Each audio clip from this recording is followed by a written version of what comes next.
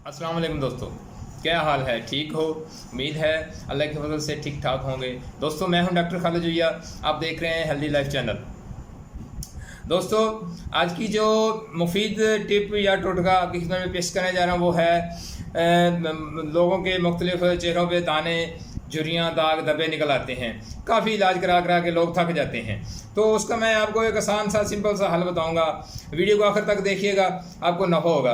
करना आपने क्या है दोस्तों कि अगर आप घर में हैं या सफ़र पे जा रहे हैं तो आपने अपने पानी पीने वाली बोतल में 6 या 7 पत्तियाँ पुदीने की डाल देनी है और कुछ नहीं करना।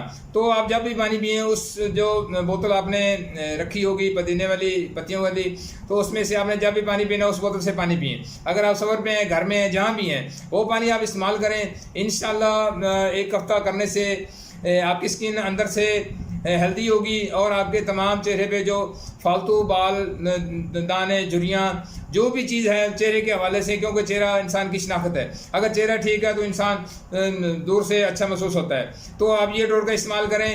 अगर आपको मेरी वीडियो पसंद है तो कमेंट में इसको लाइक या डिसलाइक करें ताकि मुझे पता चले कि इसके अलावा मैंने और क्या क्या आपके लोगों की खिदमत में पेश करना था। दोस्तों, मिलते हैं नेक्स्ट वीडियो के साथ। तब तक अल्लाह हाफिज़।